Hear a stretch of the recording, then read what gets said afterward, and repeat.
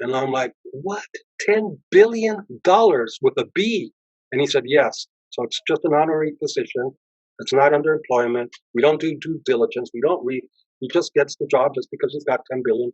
And it's just like a voting or a consulting position. And I'm like, and do you care that those $10 billion were stolen from the people of Mexico?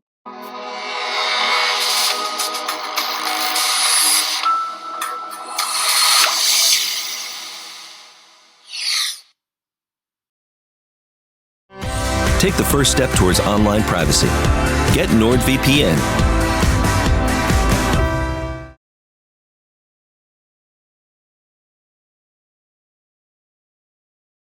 And so Roger May looks at me and says, well, this is a question I can't answer. I would need to have the whole board, summon the board and discuss this and get an answer for you from the board, not from me, because I'm not authorized to give you a comment on that. And I said, well, when can I get that comment?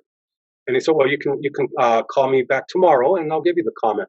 So in the meantime, my boss calls me and says, did you find out? And I said, yeah, this is it. This is all I have, though. And he says, that's it. We're going to run it.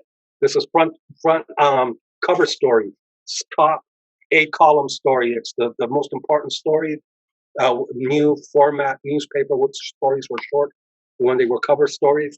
So I had enough information to be the cover story, and that was a massive story. And of course, I start getting calls from all my friends in Mexico. Wow, man, you got the 8-column story. Wow, you outed this guy big time. And I'm like, you better save that story for me. You know, I want that newspaper. Get a couple copies for me. And so that was it. Next day, I call Roger May, and he says, well, actually, I don't need to answer your question anymore because Selena has left. And where did he go? He says he's gone to Cuba, and I think from Cuba, he's going to Ireland. And that's exactly what he did. He was in Ireland in self-exile for quite a bit of time.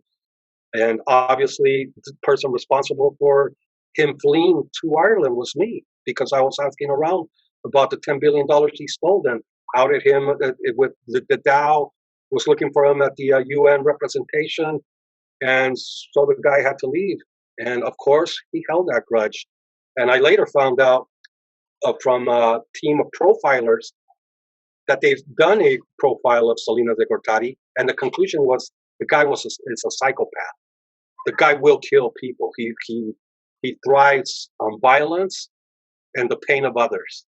So this is the kind of person I got in the middle of, and I essentially ruined his life. And if you think about this, you think about how powerful the guy is and the billions of dollars he has, and how easy it would be for a guy in his position to say, I'm going to ruin your life. One way or the other, Ollie, I don't care how much it costs me and how long it takes me, I'm going to ruin your freaking life. And that's what he did. That's what he did, because as soon as I got back to Mexico City, the first thing I wanted was the cover story. I want this, this is going up on my wall. This is my curriculum. This is a major story uncovering the theft of $10 billion by a former president in Mexico, anywhere in the world. It's a massive story, and it's the result of an investigation. So I was really proud of the story. And the thing is that the Mexican Secret Service visited the office the day of the publication and removed all copies from the office, from the building, and removed all copies from circulation. So they did not allow for one single copy to be sold publicly. And again, they went desk by desk to everybody's desk inside the newspaper building, picking up the copy. They didn't want no trace of that copy anywhere. So when I got there, it's like nobody has the copy because Secret Service came. I can't believe that. That's bullshit. No way. There's got to be a copy somewhere. And really, Secret Service came for it? Yes, they did. And I couldn't believe it. So I went to the warehouse where they keep all the back copies. That's all newspapers have back copies. They never sell the full extent of their edition. So, and I went there and they have them by slots and dates. And I was going through all the dates since inception were there, except for that particular day that the story was published, sometime in March of 1995. The whole newspaper was vanished, even from the warehouse. And I tell the warehouse manager, what happened here? Why is this the only slot that's completely empty? No other slot throughout the whole warehouse is empty except this one. Why is this empty? He said, didn't you know? I said, what? I said, Secret Service came and picked it all up. And they went out to the street and picked up all the copies we had in circulation. They just mitigated it. They drowned it. And I couldn't believe it. I still couldn't believe it. So I walk upstairs and start working at my desk. And my boss comes to me and says, Oliver, I'm going to have to ask you to resign. And I'm like, why? He says, because you overbilled us for your stay in New York. And I said, what? I said, you guys gave me $500 to eat 2 weeks. And the only reason why I was able to eat 2 weeks with $500 was because I was eating at a friend's house that I have in New York. Because if I would have wanted to eat in the street or at a McDonald's even with $500 in New York for 2 weeks, I wouldn't have been able to. There wasn't even enough money for the hotel. I was staying at my friend's house, eating at his house. And I gave him the $500. I kept like $50 for the taxi. So I gave him the $450 for the 2 weeks for the accommodation and the food, and told him, "Can you just give me a few receipts to hand in?" And in those receipts, there was one item that he purchased that made no sense as a food item, which were nails. They cost about $1.25, and that's why they said they didn't trust me anymore, because I billed them for $1.25 of nails that made no sense to them. So, in essence, they were accusing me of stealing them $1.25 after having saved them over thousands of dollars in hotel and food in New York. And I say this because immediately after me, my boss, Raimundo Riva Palacio, went to New York to try to get Salinas before, or try to find out more information, which he did not. He came back after 5 days, empty-handed, with expenses over $20,000. Wow. And see, and that's why I know for a fact this is nonsense. This is nonsense. They're just firing me because Salinas has told them that they need to fire me, and that's why they're doing it. And then 2 years later, I realized that a government property that was right in front of the newspaper was now property of the newspaper. And obviously, I found out that was part of the negotiation. We'll disappear the whole edition. We'll fire Oliver, but in exchange, we want you guys to give us something, a property, money, right? And that's what they got. They have got a massive property worth hundreds of millions. And so that's the second, right? And then I got a job at another newspaper, an English language newspaper, as a assistant managing editor, and got fired 2-3 weeks later. A guy came up to me and said, "Well, we got a call from your previous employer, and they're not happy with you, and they said they couldn't trust you anymore, and we can't trust you either, so we're firing you as well." And I'm like, okay, well then you better compensate me, because Mexican law does look after workers, so they had to compensate me, but they didn't want to, because a politician was behind this. And so I made a big deal about it. I stole the book where we all signed. That was my only proof that I had been working there.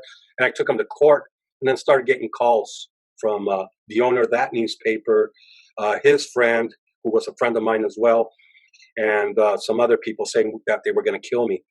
My friend said, "Look, this guy's really going to kill you. I know him. We grew up together. His son is going out with my daughter. We're really, really good friends. I know he's going to kill you. The guy does not like losing, and he lost to you, and he's gonna win it back by killing you." And for starters, he said he vetoed you, because the guy does work as a consultant for the Ministry of the Interior. And I said, "Oh, okay." So I called a few friends that own newspapers outside of Mexico City and asked them if they had received the memo informing them of, or notifying them that they could not hire me, because that's how it used to happen in Mexico. The Ministry of the Interior would shoot out as if it were a press release and send it out to all points as a press release per se, saying, "This guy, if anybody hires this guy, consider your news outlets shut down." So, and I worked for television networks or news organizations in Mexico where we had a list in the editor's office of people we couldn't talk about, people we couldn't hire, people we couldn't mention, companies we couldn't talk about, so on and so forth. They were just off base, blacklisted by the government. And so I was on that list and ended up going to the U.S. For exile, for the very first time. Came back to Mexico in 2001 when there was a change of regime, thinking, well, the old system is down now. There's a new regime. I should be okay to go back. So I did, but instead of going to Mexico City, I went to Sinaloa, which is where my wife is from and my children were born. So it just seemed like the natural place to go to. And it's where I had been doing all my investigative journalism. So I went there and tried to launch my own newspaper, but immediately started getting harassed and persecuted and all these. I could go through a list of hundreds of instances where I was being persecuted. My cars were being crashed into in a very bizarre way, and I was being accused of being responsible for the crash. On one occasion, a truck slammed into my wife and my children's, my wife's car when my children and my mom were in it, and it had the logos of the newspaper that I was that I had launched, and it rammed right into it. The guy was drunk. The guy was down a street where trucks were prohibited. Police came, and they arrested my wife. They let the guy with the truck, all drunk, leave the scene of the accident. Drunk. I was there. I smelled his breath. I told him, how's it possible you guys are letting this guy go when he's driving a truck illegally down a street where he's not permitted, and he's drunk on top of all things? And then look at the crash. You look at the accident, it was clear the guy had rammed into them on purpose, because my wife's car wasn't even, this guy was coming this way, my wife was trying to come out this way, and this part of the car went out when she realized this guy was going at her, and this guy just went over the sidewalk and rammed right into the car on purpose. And yet my car got impounded and my wife thrown in jail. And so that was a legal battle, getting her out of jail that same night, of course, and I never recovered my car. And then just these incidents were growing in intensity and in number leading up to 2006. Of course, in 2005, I raised a complaint to the International Human Rights Commission, the Inter-American Human Rights Commission. It's based in Washington. So I raised my complaint to them because I had already been complaining in Mexico for over 5 years. And the more I was complaining to human rights organizations, I was complaining to the government, to everybody you can think of. I was complaining and reporting all these odd cases against me. And it was just getting worse and worse and worse. It was like, the more you complain, the worse it's going to get for you. That simple. And they were visiting me almost every 3 nights, every 4 nights in unmarked vehicles, heavily armed, threatening to kill me in front of my family, and sometimes in the middle of the morning, trying to catch me by surprise. And that was exhausting. Years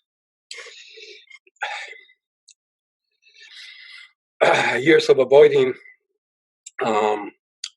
these issues and confronting police, actually confronting them on various occasions, even chasing them, saying, well, here I am. You want to kill me now.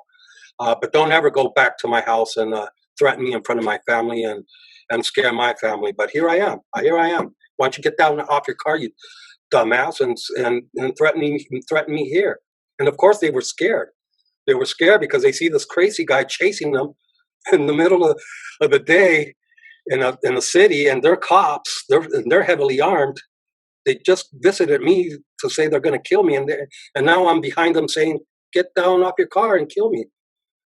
And obviously, they were too scared to do that. So, fortunately enough, they didn't get off their cars and didn't do anything. But the nightmare continued, obviously, and on many occasions, too many occasions, to be honest.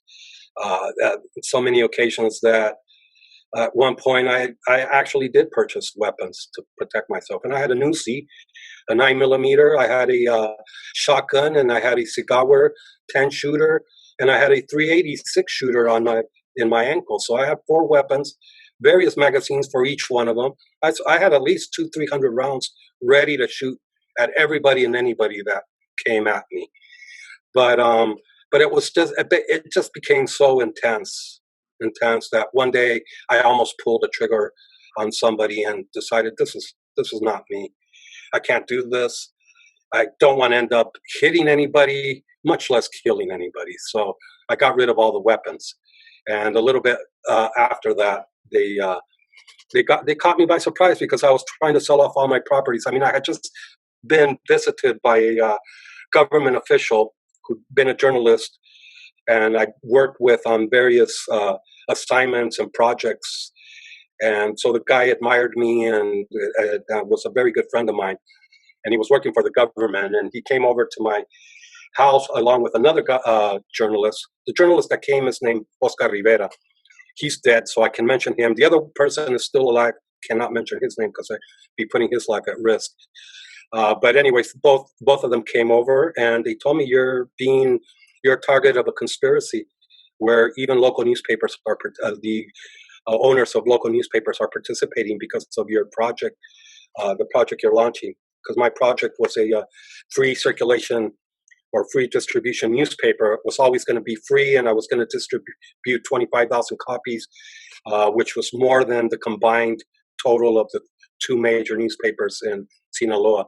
And they were selling their newspaper, so they saw this as a clear threat to their financial stability.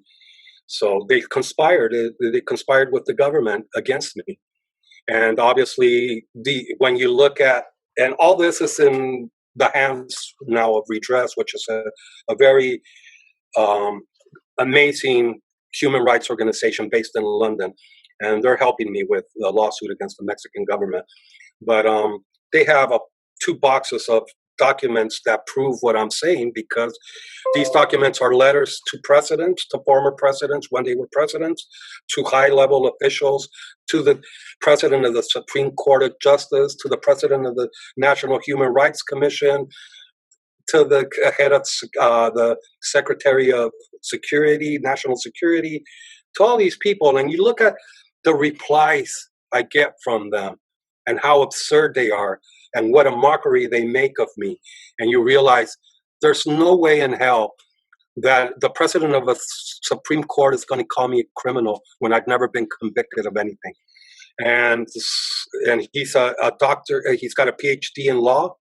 So, to call me a criminal, I don't even do that. I don't have a degree in law, but as a journalist, it's unethical to call somebody that's accused of something a criminal until he's proven guilty.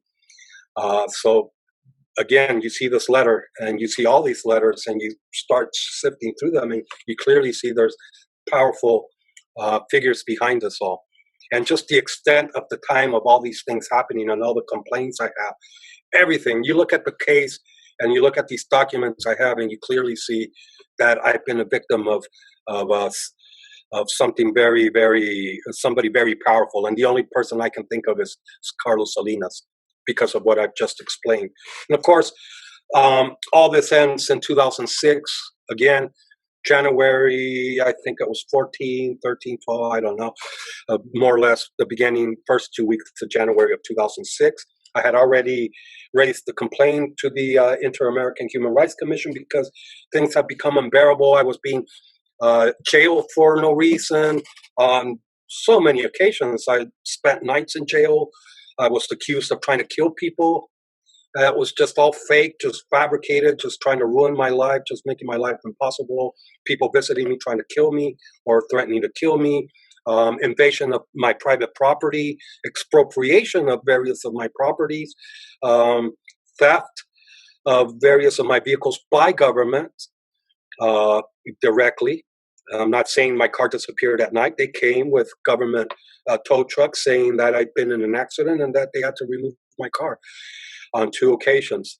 But these things happened over and over. And then again, I was trying to sell a property because I've been told I'm target of a conspiracy, and that I'm definitely either going to end up dead or ruined completely.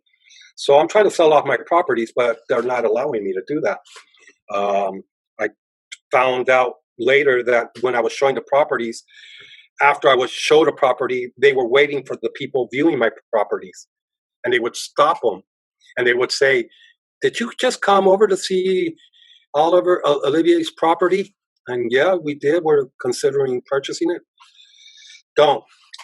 This guy stole that property, and it's at the center of a legal battle with the government. So obviously, they're scaring off anybody and everybody that's interested in any of my properties.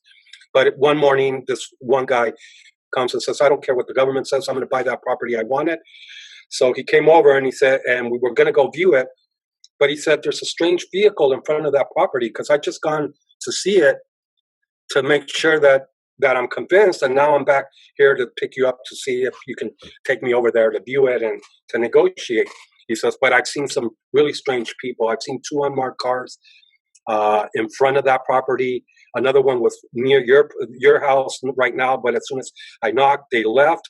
But the other 2 cars are still in front of the other property, and they're armed and they have a camera or something. I don't know," he said, but it's strange, and I think you're under surveillance." And I said, "Well, I am, and thank you for telling me. I'm going to go walk over there and tell them to leave, and I'll come back for you and pick you up so I can show you the property. And this was 8:00 in the morning." So I walk over there, and both the vehicles, as soon as they see me approaching them, I had 2 machetes that I had learned to swivel around. I got rid of the weapons. I didn't want firearms, so I started learning how to use machetes. So I had 2 machetes walking towards them, and they dart off. And so I walk in to look at the property to see if they've done something to it. And it's a big property, so I didn't have a front gate to it. It had the fence, the wall, and everything, but it didn't have a door. So you could just kind of peek in and see the whole property from the entrance there. And I looked inside, didn't see anything abnormal, made a U-turn to go back home and pick the guy up. And as soon as I did, 3 unmarked vehicles had surrounded me really quickly, and about 12 people, I would say, descended from those vehicles, heavily armed, yelling at me, calling me gringo, which is a way they refer to Americans or to tourists that speak English, because they don't know the difference. They can differ from British or Australian. So anybody that's blonde and speaks English are gringos to them. And because I lived in the U.S., I have a kind of a slur in Spanish. It's kind of perceivable. So they called me the gringo. And these guys were coming at me and yelling at me, saying, "You're the gringo, aren't you, you motherfucker?" Well, I'm not going to say the words. And I said, "Yes, I am. And who are you?" And they said, "Well, first thing you need to do is drop those machetes, or we're going to kill you right on spot." So I dropped the machetes. They say, "Get down on the floor, face down." I do. And they come over and they put their foot on my neck. Another guy puts his knee on my back, and he starts tying my hands. And then he just, he reaches over, puts his gun in my mouth, and he cocks it, and he says, "You're going to die today, regardless. However, how you die will depend on whether you collaborate with us or not." And I'm like, obviously, I'm in shock immediately. I'm like, what the hell? Are you guys police? Are you guys drug traffickers? What did I do to you? What's the problem? I'm not getting any straight answers. They're not telling me who they are. Unmarked cars, no badges anywhere, no identifications, no way of telling if they are or not. At this height of the game, I know a lot of drug traffickers, so to me, they could very well be drug traffickers. There's really no difference, to be honest, between police, politicians, and drug traffickers in Mexico. So impossible to tell. What I did realize is that some of them had accent from Mexico City rather than from northwestern Mexico. So at that point, I kind of start thinking these are federal police. And if they are, I am dead, because federal police will kill you. And so will state police. Municipal police may not have the guts to kill you, but state police and federal police certainly will. more quickly than drug traffickers will. So obviously, I was really scared. My family was alone, my wife and my 2 children. And I knew that that my house could be invaded immediately after me being gone from it, that they were going to invade it and they were going to abuse my family, possibly kill them. So I was definitely in shock. They put a hood over me. They were hitting me, yelling at me, and saying, "You're really going to pay for everything you've done." And I'm like, I've done nothing. I feel clean. I mean, other than I'm not a saint, that's for sure. I've done drugs in my time. I've done things I probably shouldn't have, but I don't think I owe anybody anything, to be honest. If I owe anybody anything, it's to myself, because all the damage I've done has been to myself. And potentially people around me, my family, direct family, people nearest to you are the most affected as well. So, but not apart from that, who else? Ollie, Right? stop for a second. Ollie, stop for a second. So the federal police, you think they're the federal police? Yeah, well, I know but federal police in Mexico are drug traffickers. So it's the same thing essentially. Although you really need to be more frightened of police than you are of drug traffickers. That's the truth. In Mexico. So, and that was my case as well. I was way more scared of any police officer than I was of any drug trafficker. Why? So, because the police officers have licenses to kill. They don't give a shit. And you can't appeal to anybody.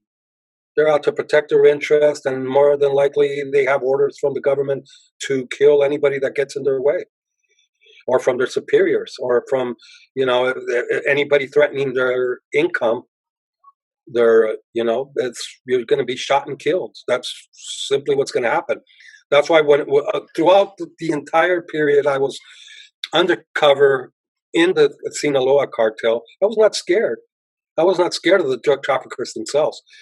That was the police and the government I was scared of. I was scared that they would find out that I knew of all the negotiations and how our crime was organized. And I knew that was going to get me killed for sure. And not by drug traffickers, but by the government. I think in this I think in this case, it was not about my investigations into drug trafficking. It was more about what I did against Salinas de Gortari, and a lot must have had to do with the investigations I was doing because of what they were doing to me in Sinaloa. Because I was fighting back, I was following the people that were threatening me. I was following them to where they were because I wanted to know who the hell was threatening me.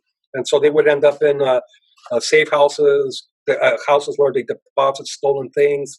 And you start realizing, wow, these guys are actually part of an organized group, and they definitely control the groups because they're visiting different warehouses, different safe houses, and they're really involved in very suspicious movements. So it was clear to me that everything I was doing was being ignored, was falling on deaf ears. All the accusations, all the information I had against groups fabricating heroin and groups stealing vehicles and groups stealing commercial business buildings and all this. I knew the whole structure of these, and I was taking all this information with photo evidence, all kinds of evidence to higher level officials, only to get laughed at and only to realize that I was being attacked even more. So anyways, I get picked up on the 14th of January, 2006. I put a hood on, my hands are tied to my back, they're hitting me, harassing me, putting the gun in my mouth, cocking it. Terrible, really terrible. I said, this is the last time I'm going to see my family. And they take me to a warehouse. And of course, I'm trying to find out exactly where I am. Can't see shit. I'm hooded. I'm trying to find out where I am. They remove me from the car like an animal, basically. I mean, they just pull me and throw me onto the ground. And once on the ground, again, they hop on my back and they all start and I say all because I don't know. I just hear a lot of voices and hear a lot of footsteps, and I feel a lot of people putting their knees and feet on top of me and holding my hands and extremities. I just feel, there's a lot of people there working on me, and so they were putting these elastic bandages around my extremities to cut circulation. That's it, to cut circulation really, really tight. Circle after round after round after round, really, really tight. Immediately, I start feeling my whole body is numb and swelling up because it's the circulation is being cut off through here and my ankles, and then this part's put together again with elastic, but in my back and then tied to my ankles. So my four extremities are again tied up very strongly, very tightly with elastic. And then they flip me over like I'm an animal, and they start bandaging my head again, very, very tightly wound. And I start feeling my head is, about to burst. And they just leave this part down here, kind of like so they could lift it. And so they started basically waterboarding me through that. So it's tremendous. You can't imagine what waterboarding is until they do it to you, and it's extremely painful. I wouldn't say painful is the word, but it's very dramatic. Let's put it that way, because you feel like you're drowning. You feel like you're dying. You're drowning. You feel impotent. And then again, I'm all tied up. I'm not just being waterboarded. My circulation's cut off. I'm being yelled at. I'm being hit. It's such a dramatic effect what they did with me. And they were questioning me, asking me for a series of things. They wanted to know where all my files were, what I had in my computers, did I have any confidential files outside my home and anybody else's home, and any security deposits, if I had any photographs of them or anybody else. And they really obsessed on asking for a particular 9mm weapon, pistol, which they said had engraved in gold, or no, wait, silver, sorry, official insignia. So the state attorney's office. And I'm like, I remember suddenly it popped into my mind in the middle of all this drama and chaos. It popped into my mind. I had seen that weapon. And I told him, I know what weapon you're talking about. This is a weapon this one guy named Anthony stole from a safe house that belonged to a very corrupt government agent named, I forget his name right now. It's a really hard names anyway. Nobody's going to remember. But I told him, and I know it belonged to him, and I know that somebody wanted to recover it, and that's why they killed that guy and trying to recover that weapon. And yes, the guy showed it to me. He offered to sell it to me, but I don't have weapons, never liked them, so I don't have any. But if that's what you're after, I told them, let me go, and I'll sell my property, and I'll buy you 10 of those. I'll buy you 20 of those. I'll buy you 50 of those if you want, but just let me go if that's all you're after. They said, no, that's not all we're after. We're after everything you have at home, and we're after, we need to find that weapon, and we need to find it now. So you need to tell us where it is, because we know you have it. And I'm like, I don't have it. This went on for hours. It's like, come on, you guys. What do you think I am, an elite army guy, or SEAL that knows how to resist torture? You've been torturing me for hours, waterboarding me, hitting me. My circulation's cut off. You've threatened to kill my family. Don't you think that if I had that weapon, would tell you where it is? I mean, come on, you guys. Let's get this. Let's be straight about this. Let's think straight. Let's be conscious of what's happening here, because I would have already told you whatever you wanted to know. And what you're asking me, I can't deliver. So why don't you just kill me now? Let's just end it now, because I'm not going to say anything. Moving forward, I have nothing to tell you, because it's clear that whatever I say, you don't believe it, and whatever I say, like you said, you're going to kill me anyway. So why not just kill me now? And they said, oh, wait a minute. We are going to kill you, but we have your family next door. And we're going to bring each one of them into this room in front of you. And we're going to start torturing them until you tell us what we need to know. And I said, really? If you, of course, I'm saying it seriously now, but I was crying. I was in tremendous shock. I was telling them I had already begged them to kill me. I was begging them to kill me. And at this point, I told them, listen, I've already told you, kill me now.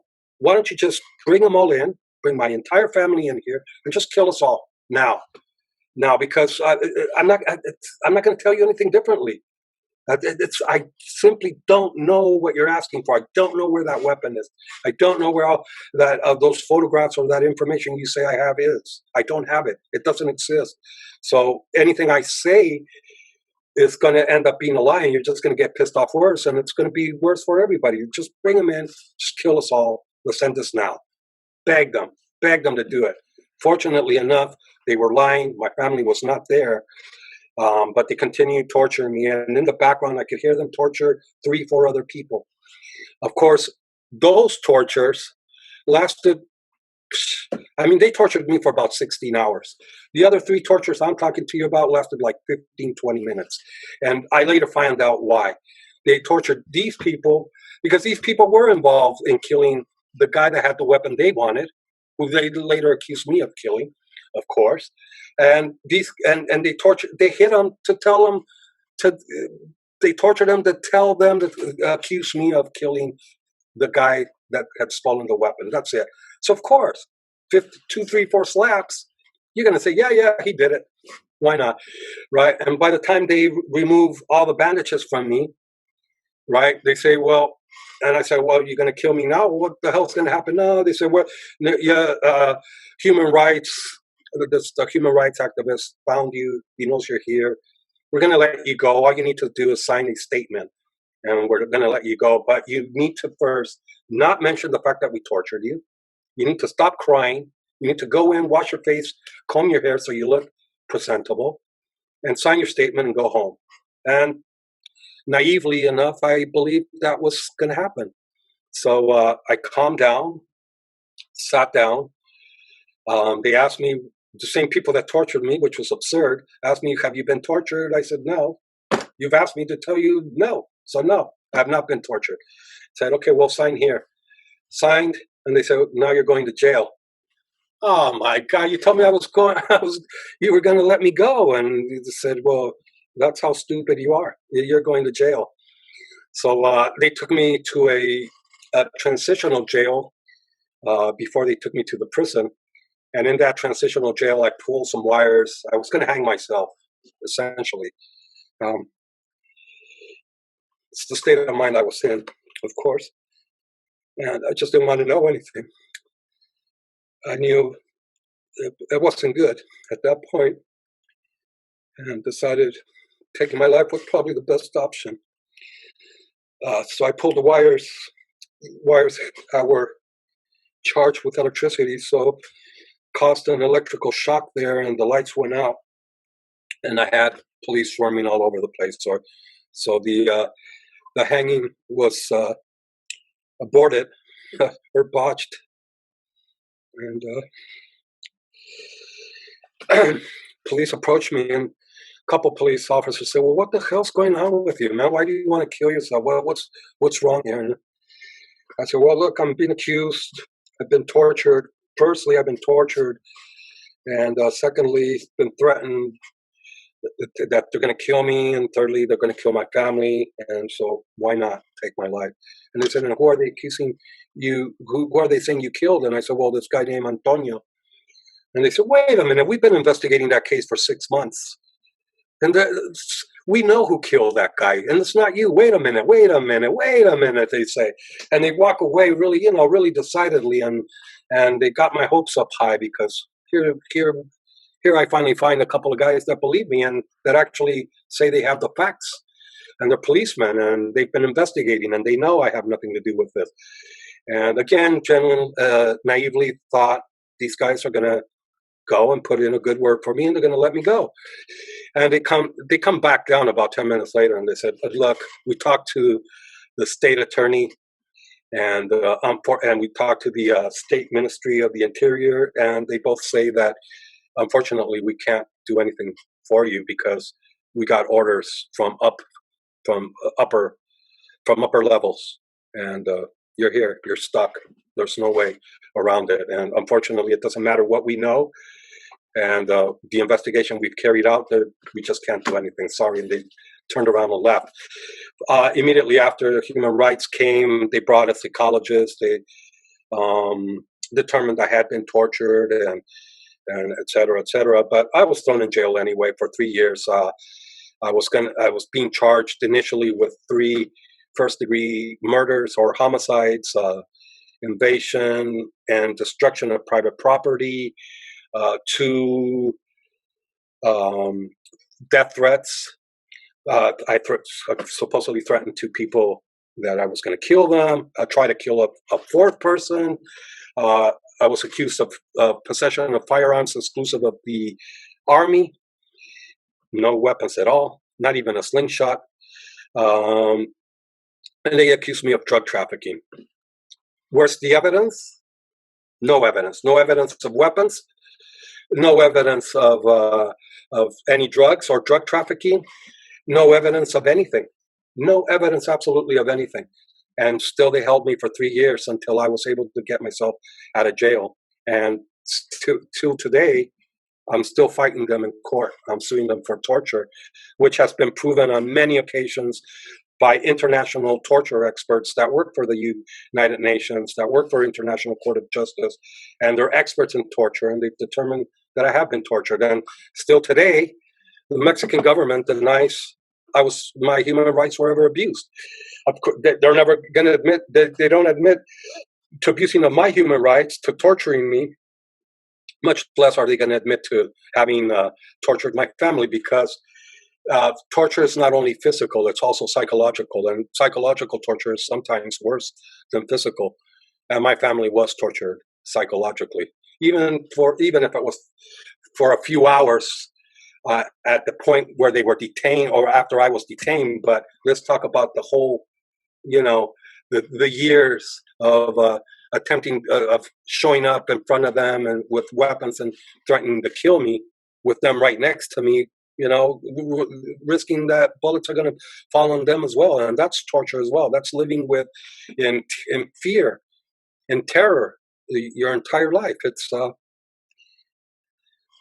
terrible. It's it's over a third of my life completely ruined for no reason, just for being a journalist and speaking the truth, essentially. And I'm not the only one. I mean, I am sobbing for myself. I'm feeling sorry for myself and my family, but I have friends that were shot and killed in the middle of the street for being journalists. Just for that, one journalist friend of mine got killed just for because I mentioned him in a denunciation against the government. I mentioned that he had told me that I was being a target of a conspiracy, and they went and killed him. It's never been proven that it's because of me, but I have strong reason to believe that it's true, because a government official visited me in jail one day. I was accusing jail officials of selling drugs and weapons to inmates. I had proof, of course. I don't accuse falsely or without evidence. I had all the evidence, witnesses. I had everything to put all these people behind bars. I wasn't looking to get freed because of that. I was just looking to make life in jail more livable and safer for the families visiting jails. And the guy that visited me was the head of anti-corruption of the government. And when he was there visiting me, he said, wait a minute, you're this one guy that sent a letter denouncing all these things against the government, and in that you mentioned Oscar Rivera, the journalist that got shot and killed because of me. And I said, yes, that's me. And he said, well, they killed him because of you, and they'll more than likely kill me if I listen to anything you have to say. So I'm out of here. He stood up and walked out of there immediately. High-level government official, anti-corruption official. So I know for a fact that that's the case. And when I saw a sketch of one of the assassins of my friend Oscar Rivera, that was one of the guys that tortured me. And I called the police and I said, I know who this guy is. I have his name. I know where he is. I know where you can find him. And they said, oh, we're not interested. And this is a sketch that they had online for the public to see and to report if anybody had seen him. So here I am reporting, I've seen him. I know his name. I know where you can find him right now. And they told me, we don't care. And this is Mexico for you. And this is what I've been through. And it's terrible. I mean, the most recent case is my friend Javier Valdez, internationally recognized organized crime writer and journalist, and somebody who was behind me all the time, all the while I was in jail. He was writing stories against the government and saying how abusive they'd been and they tortured me and how they needed to compensate me. He was the only one standing, backing me up and doing anything for me while I was in jail. And then he recently got killed, not because of me on this occasion. He got killed by a former governor who's very powerful in Mexico called Juan Millán. And so he got killed because he exposed some of his business partners and some of his business dealings with the Sinaloa cartel. And we worked on a few projects, DEA working with certain drug trafficking groups and CIA involvement and obviously government involvement in drug trafficking. So the guy was trying to be as to denounce as much as possible. And one day, leaving his office at 1:00 in city center in Culiacan, he got dragged out of his car, forced on his knees, and executed in the middle of the street, plain daylight, a couple blocks away from state police and municipal police and traffic police. And you say, how? This is obviously not possible without the consent of the government. It's just not possible to kill somebody in the way they did it, because they took their sweet time. They blocked traffic, plain daylight, city center. You can imagine how much traffic there is at that time, how many people are walking around because it's all business district, and police. And these guys shot not once, not twice. They shot him, I think 6, 7 times. And these gunshots in Culiacan are heard basically throughout the city. I mean, a gunfight could break out the other end of the city. You could hear it at the complete other end of the city. That's how echoes resonated there. So I find hard to believe that, it's not hard to believe. I know for a fact that the government was involved in that killing and that it's never going to be resolved. It's never going to be resolved. And this is what journalists in Mexico are facing. And it's not only that, it's the widespread torture that they don't want to admit to, because this is happening every day across Mexico. We can't even begin to imagine the amount of people that are being tortured. And when I was in jail, I was in a jail with about 3,000 people. I must have interviewed or had conversations with, I would say, about half of them over the 3 years I was there. And I'm not kidding you, at least 50% of them were tortured in one way or the other. Either their families threatened, if you don't admit to this crime, we're going to go and kill your family, or we're going to harass them, or we're going to throw another crime on you, and you're just going to spend the rest of your life here. We're going to kill you. I don't know the different ways they do it.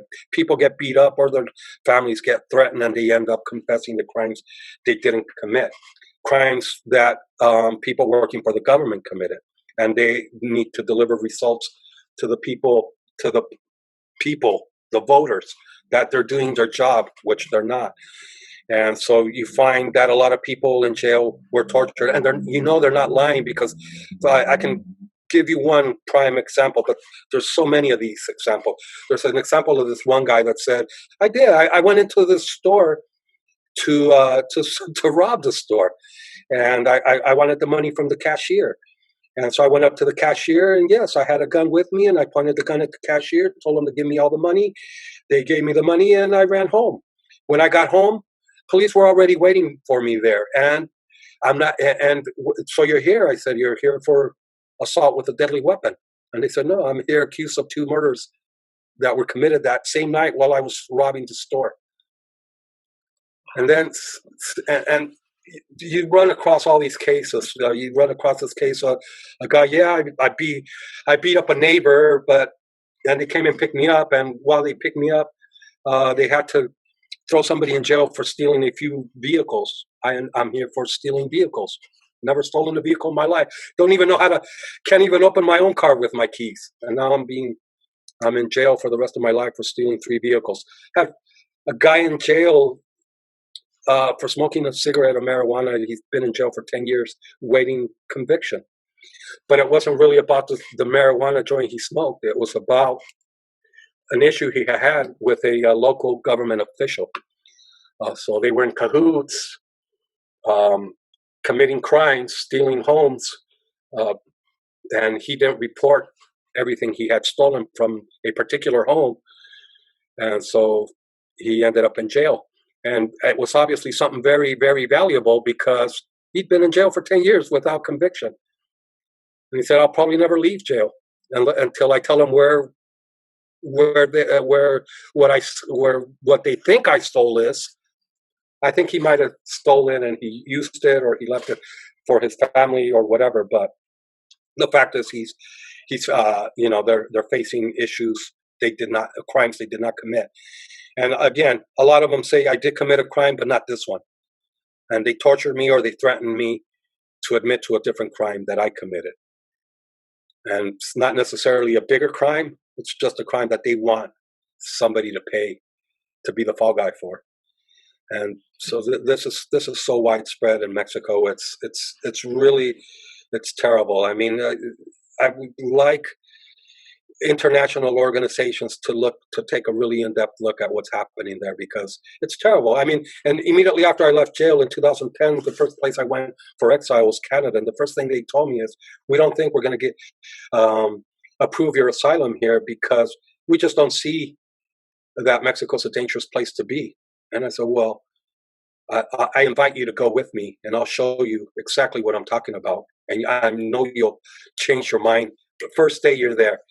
You will not doubt it for a minute. I'll show you everything you need to do to see. In one day, I can show you live proof of what's actually going on in jails, in court.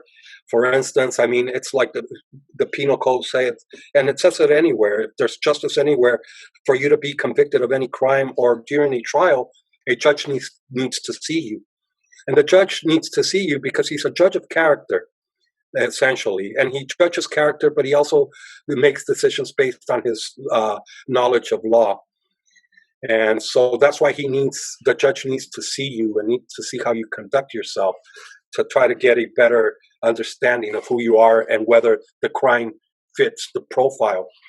And the truth in Mexico is you never see a judge. I never saw a judge. Throughout the entire time I was in jail, I was never put in front of a judge. And in spite of that, I was convicted of 2 crimes. One of them was a cigarette of marijuana in jail that I found. Yes, I found it. I found it in an office, and it's marijuana that the public officials were selling.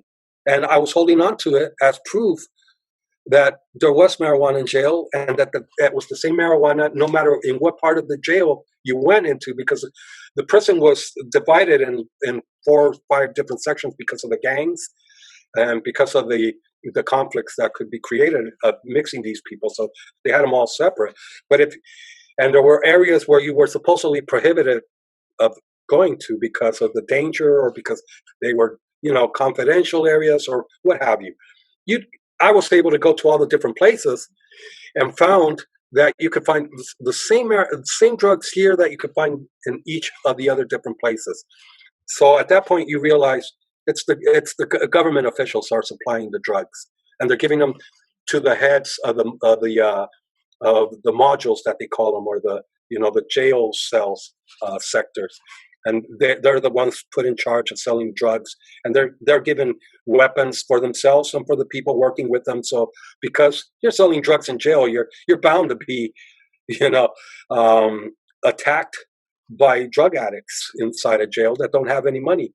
So obviously they need to weaponize the people selling drugs. It just all comes clear.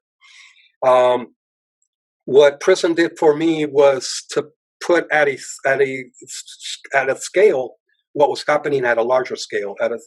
So what's happening at a small scale, because this is a society. Prison is a society where there's schools, there's businesses, people, administration, police, and what have you. So it's like a city. And when you see what's happening in that city and how the jail officials are controlling who kills who can be shot, who can be killed, who can be attacked, who can go out after lockdown, who can sell drugs, who can carry weapons, who can carry cellular phones, who can have computers, phones, TVs, they control everything. They control everything, and they control who can steal who from what, who can stab who from where, everything. Everything is controlled by them. And when you see that clearly at that smaller scale, you take that to a bigger scale, and you say, this is exactly what's happening in the citywide. This is what is happening statewide. This is what's happening countrywide, without a doubt. Without a doubt. And when you start speaking to all the people there, I mean, some of the people there that were in jail had been working for organized groups that were run by state officials, and said, I'm here because I stole the car, and instead of giving it to them, I dismantled it myself and kept the profit. And they found out about it, so I'm here in jail and just being punished for being dumb. But I'll get out of jail and I'll start working with them again, start stealing cars for them again, for the government. And they say it like it's normal. There's nothing to it. Yes, it's a very different kind of normal, Ollie. Very different kind of normal. I want to move this on. It's just been fascinating listening to you. And there's a real richness to your tale. Like, it's really well told. And I can't wait for when the book does come out and when you write it all out. And just tell us a little bit about how you got to Britain and life now. Yes, well, so again, I tried getting asylum in Canada. That did not work out. My son was not happy there either, so I went back to Mexico. I tried to put my family back together, my wife, my daughter. At that point, they did not want to go to Mexico City. They wanted us to go back to Sinaloa. I said, no, Sinaloa, it's dangerous for me to be in Mexico City. It's stupid for me to be in Sinaloa, so that's not going to happen. So we decided, no, we're not getting back together now. So I was working in Mexico for a while. I think it was for about a year or so, making peanuts because I was still blacklisted, so nobody wanted to hire me, essentially, as a journalist. Was fortunate to get a small writing job that was paying me, I think it was $300 a month. So imagine that, 30-year career making $300 a month. That's an editor. It was a terrible situation, but that said, at least I was putting my son through school. I was living with my mom, which was very shameful at my age, and given the circumstances as well. So I needed things to change. I was trying to find ways to change things. Nothing was happening though. And suddenly one day we received some death threats in writing. We got a death threat in writing. My mom received it. She got it. She was panicking. Another letter with a death threat arrived in my office. They were panicking, thinking, well, they're going to come here and kill you. And while they do that, they're going to kill the rest of us as well. So we need to think what we can do with you. And my mom as well said, look, I'm prepared to do whatever is necessary to get you out of here, because, it's fine you stay here, but they're going to kill you. And I'm an elderly woman. I don't care. I'm not really scared for myself. I'm more scared for you, and for your son. So I think you need to leave. So at that point, it was like, okay, I've been to Canada. I grew up in the States, not really fond of the States because of all the crap that they do around the world with CIA and and inciting to violence and coup d'etats and so on and so forth. So not really fond of the U.S. And said, well, where else can I go? I said, well, I got a Spanish passport, so that gives me a right to go to the UK. UK was the natural option. So I came to the UK in 2013 to do a master's degree in broadcast journalism at the Birmingham City University. Did that, and immediately loved Birmingham. Said I'm going to stay here forever. But I got a job offer in Ecuador, so I went to Ecuador for 2 years, helped launch a English language television network there.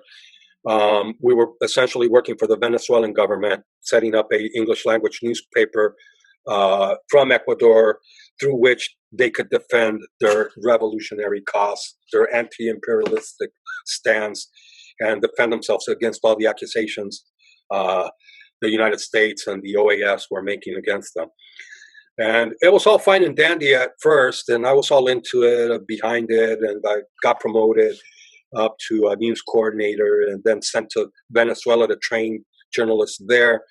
And but it was when I was in Venezuela, I realized this is not a company I want to continue working for various reasons. First one was they were manipulating information. They were lying straight out. And I couldn't be a part of that. I couldn't be a part of that in exchange for bribes, much less just out of sympathy for an anti-imperialistic government, which I'm very anti-imperialistic. I'm very anti-U.S., but I couldn't side with somebody just because of that, if they were manipulating information and lying to the people and to their own people. That was one of the main reasons. The other very important reason was because the higher level people in that television network were living the dream. They were eating well every day. They had milk. They had toilet paper.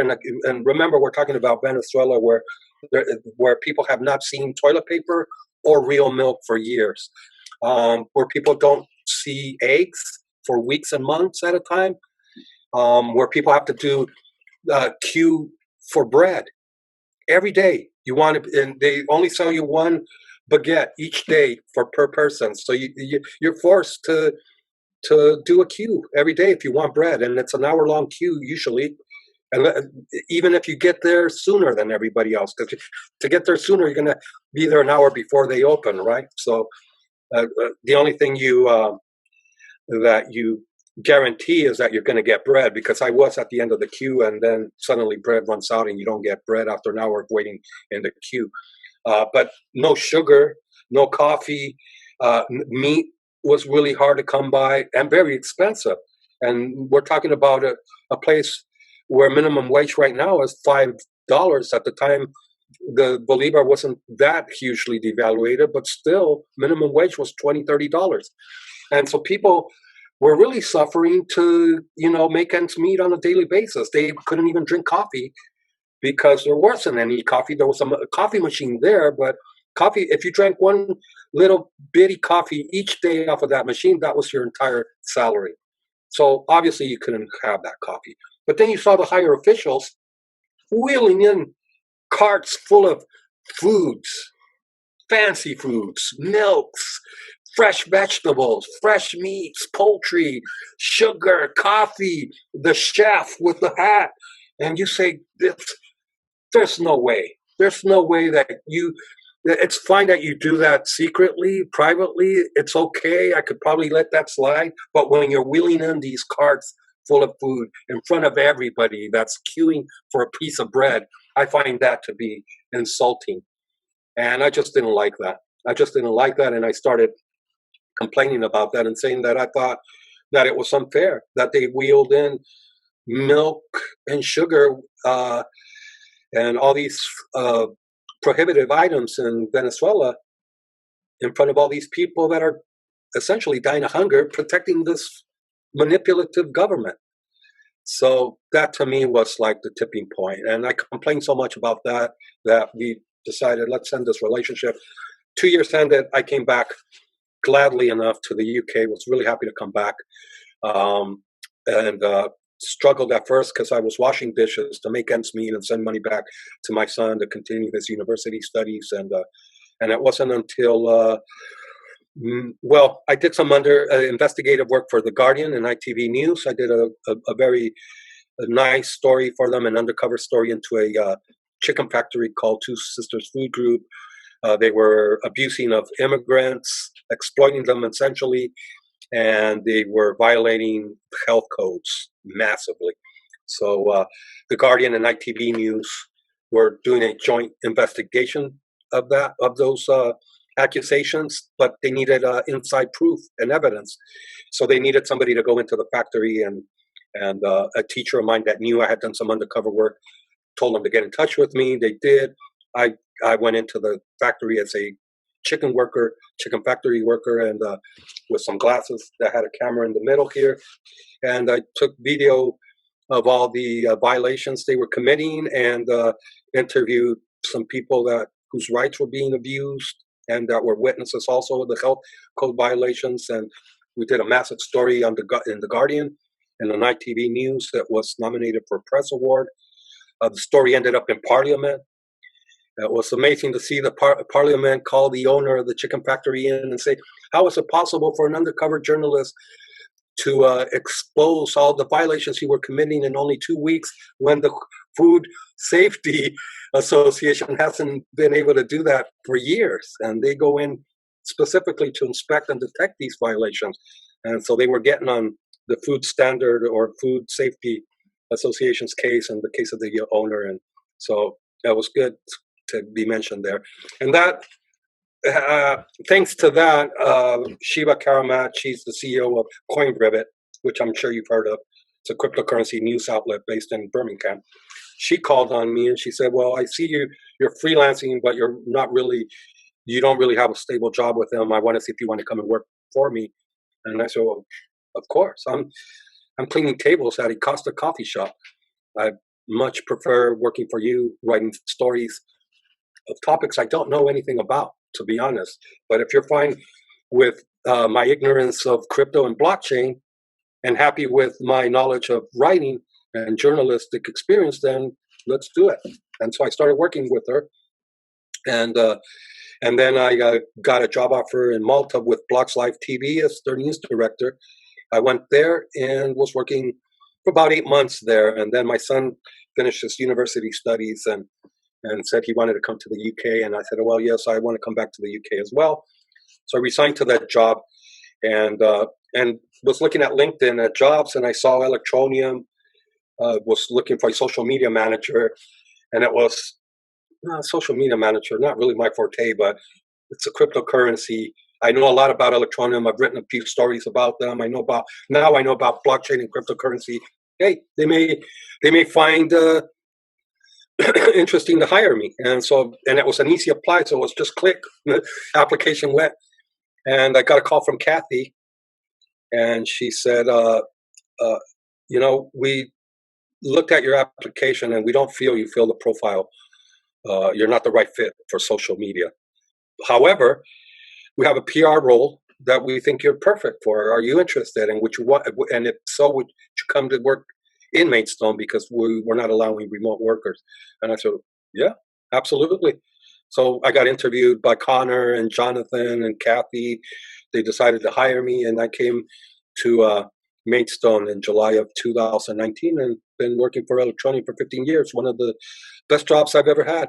And lovely people, amazing goals, the vision, the mission, everything is just wonderful. The people I work with and the objectives that we have. It's just amazing. It's just rounded off. I couldn't be working for more amazing people than I am today. Ollie, thank you so much. And quite a contrast, Electroneum at Maidstone, to your life in Mexico. Yeah, absolutely. So, Ollie, you mentioned that you're being supported in your appeal against the Mexican government for the torture you've endured by Redress. Now, for anybody who's watching, if you want to make a donation to Redress, they're a charity. They're based in the UK. They do great work in supporting victims of torture. So I'll have their details in the description below, and please go and send them some money. They don't take any crypto as yet. So you'll not yet, but soon come maybe. Yeah, it's redress.org. Redress.org. And they have amazing lawyers that know all about human rights and especially torture. And they connect victims of torture and victims of massive human rights violations with all the with a network of assistants such as psychologists and psychiatrists and doctors and so on. So they really do take care of you, especially if you have a legitimate case, of course. Great. So please do donate to them. We don't. And their Yes. details are below. I think we could have talked much, much longer because there's so much more that you've got to tell. And I've spent most of my time, most of this conversation just listening. And it's just been a joy to hear you flow and to recount your tales so well. Not that they were joyous. No, I understand what you're saying, and I really appreciate it. And I've been resisting this interview because I didn't feel I was going to make any sense because I'm sometimes become very emotional. And obviously, I'm very passionate about my own case because I'm still fighting it in court. And so sometimes I get lost and sometimes I don't make sense. But that was my fear of the interview. But thank you for insisting. And I finally agreed to it. And I think it's been a wonderful thing to do. I thank you very much for that. Listen, thank you so much for your generosity and your courage and your honesty and your openness. And also your stand for justice. And in the background, not expressed, is your love for people. So just acknowledge that. One anti-imperialist to another. Absolutely. All right, everybody. Listen, if you've listened to this all the way through, just thank you so much. Really, really appreciate it. If you have any questions or comments, put them in the description below. There's a very, very different kind of video to what I've done before.